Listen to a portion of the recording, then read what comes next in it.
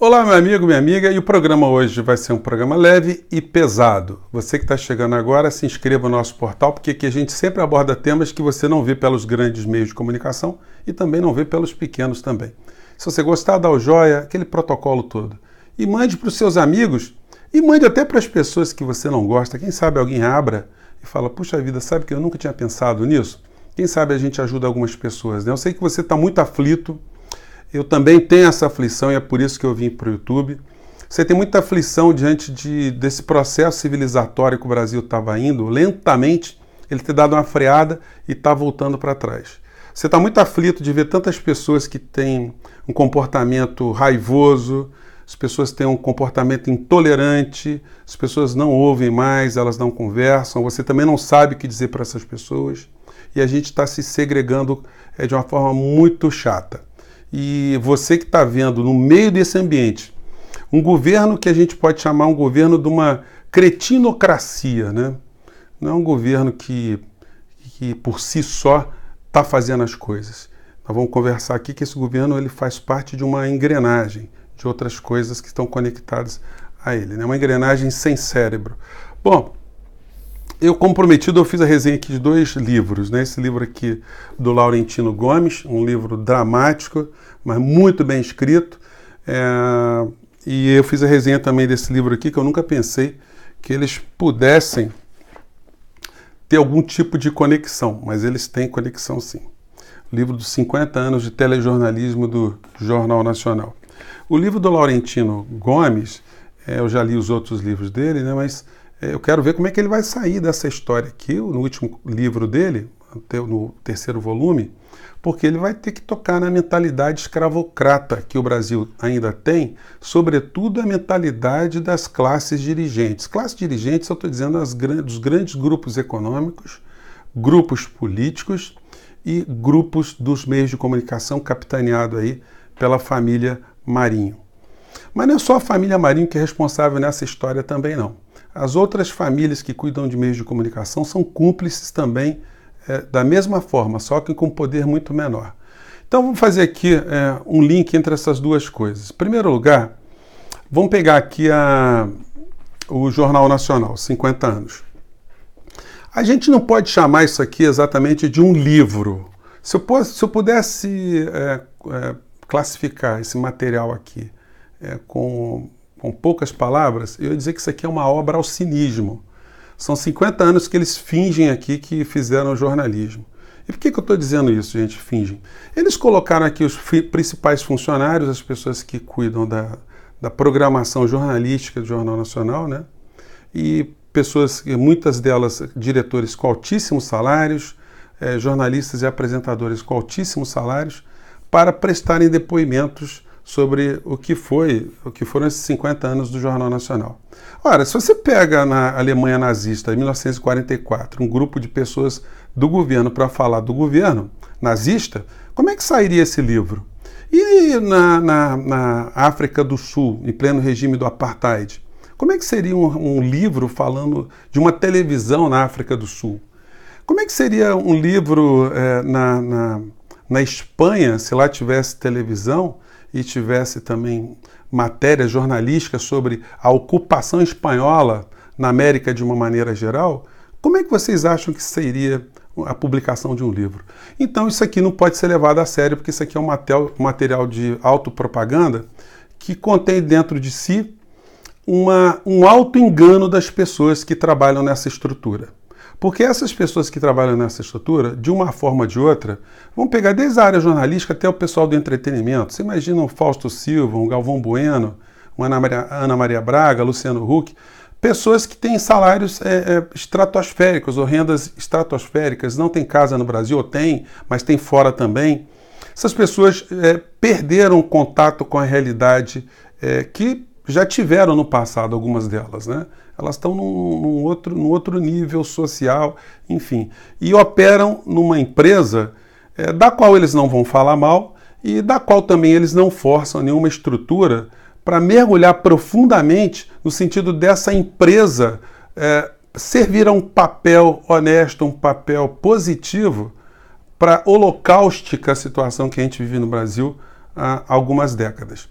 A emissora, ela faz autoproselitismo. Quando chega aqui na página, na parte final do programa, do livro, eles dizem o seguinte, que as organizações Globo se pautam, agem de acordo com princípios que as conduziram a posições de grande sucesso. O êxito é decorrência direta do bom jornalismo que pratica. Certamente houve erros. Quer dizer, está dizendo que eles têm princípios. Mas que princípios são esses que nortearam o Jornal Nacional?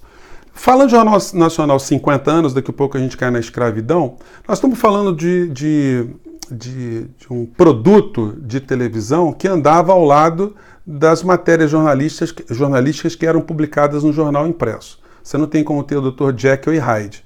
O Jornal Nacional foi para o ar em 1969, em pleno ato institucional número 5. O que leva um empresário de comunicação a montar um jornalismo, numa época que você tinha um regime que a gente usar a expressão regime ou ditadura militar, isso dá uma atenuada no que foi, porque foi o regime da tortura, o regime do sequestro, o regime do roubo, do assassinato, da expropriação, da cassação de intelectuais, artistas, cientistas. Foi o regime da morte. Sempre vai ter alguém que vai dizer assim, mas é porque no Brasil estava se pensando em implementar um outro regime. Olha, quando você examina aqui o livro do Laurentino, você vai encontrar o mesmo tipo de argumento para defender a escravidão. Você tinha argumentos morais, religiosos e econômicos. Do ponto de vista religioso, só para vocês terem uma ideia, a Igreja Católica acreditava que ao sequestrarem os negros africanos e trazerem para o novo mundo, que estava salvando essas pessoas do mundo ruim que elas se encontravam e aí traziam-nas para cá, né? Ou vocês pensam que os africanos vinham para cá a nado, né? Tinha uma estrutura, gente, uma engrenagem que ia desde a captura, o armazenamento, o transporte, a venda e a utilização de escravos no Brasil e em todas as partes do mundo. Isso tudo legitimado por profissionais, entre aspas, que faziam o seu papel, cada um dentro da sua engrenagem.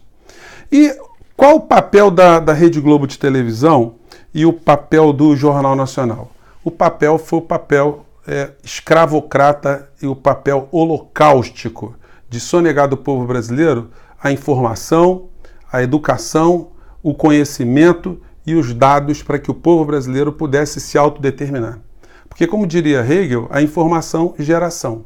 Se você não tem informação, amigo, você acha que os problemas seus, de fato, são resolvidos por Deus. Só Deus pode cuidar do teu problema. Então hoje a gente tem no Brasil um regime absolutamente sui generis.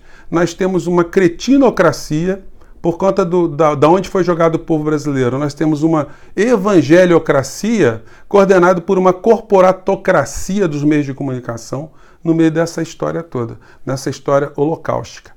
As pessoas que trabalham, que escreveram aqui, que deram seu depoimento, têm responsabilidade nessa situação toda? Tem. Tem, porque elas podem e elas devem, elas deveriam sempre atuar dentro da emissora ou dentro da profissão de jornalismo, de fazer com que a empresa fosse fundo nos problemas que destroem o povo brasileiro, que holocaustiza o povo brasileiro ao longo desses anos, dessas décadas todas. Porque você pode dizer assim, mas a Globo faz matéria sobre menores na rua, crianças abandonadas, sobre morte nas filas de hospitais, decapitação de cabeça, enfim, um monte de história. Mas eles nunca mergulham fundo. Porque se mergulhar fundo, você vai ver que as carências que a gente tem no Brasil, elas acontecem muito por falta de investimento, falta de recursos públicos destinados a resolver esses problemas. Mas o Brasil não tem recursos públicos? Tem, o Brasil tem. Só que a maior parte dos recursos públicos são jogados lá para os senhores de engenho, lá para os escravocratas do primeiro mundo, por sistema financeiro, que é a nova senzala, né? Senzala high-tech, os grupos financistas nacionais e os grupos financistas internacionais e as grandes corporações. A família Marinho e as pessoas do mais alto nível, gente, elas têm dinheiro hoje para viver 300 gerações. De fora para dentro, o Brasil não consegue mexer nessa estrutura, é muito difícil, a menos que a gente tivesse uma revolução. Mas isso aí está fora de questão. O povo já está escravizado não por ferros nos braços e pernas, mas por ferros nas mentes, né? Então, uma transformação do Brasil colocando o Brasil agora de uma nação colônia para uma nação independente, teria que passar necessariamente por uma engrenagem como os meios de comunicação atuarem a favor do povo brasileiro. Revelarem as reais situações para que o povo tenha consciência crítica e possa optar se prefere que o orçamento da nossa nação seja usado para pagar juros de dívida que a gente não sabe quem contraiu e por que contraiu, ou se vai investir parte desse dinheiro em saúde, educação, no déficit social que a gente tem no Brasil.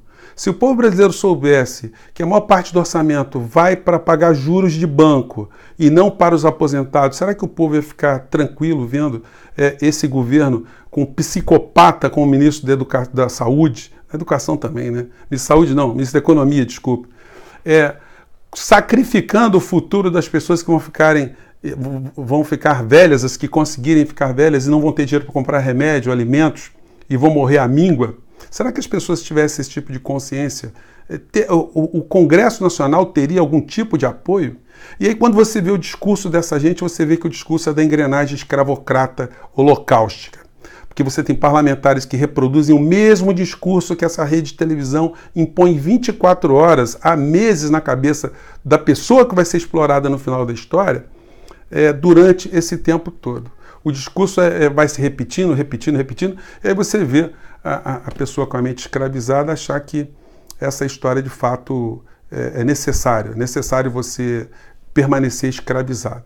Então, gente, não dá para aliviar a barra, não. As pessoas que fazem parte aqui da direção, tanto do telejornal como da emissora, elas têm uma responsabilidade, elas têm uma possibilidade de se humanizarem na medida que eles podem fazer, mesmo nesse governo, desse governo cretinizado, essa engrenagem sem cérebro, mesmo nesse governo, se houver investimento em saúde, educação, cultura, saneamento básico, se não houver uma ditadura, é óbvio que a própria oxigenação e a democracia farão que o Brasil se transforme numa outra nação.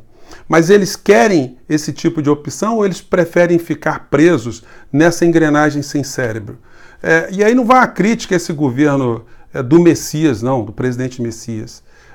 Ele é apenas uma engrenagem que, quando ficar desgastada, ou ele vai ser substituído para entrar uma outra engrenagem novinha para que a máquina opere, ou simplesmente essa engrenagem vai trabalhar de forma tosca para ajudar exatamente essa engrenagem escravocrata ela permanecer matando milhões e milhões de brasileiros no meio dessa iniquidade toda.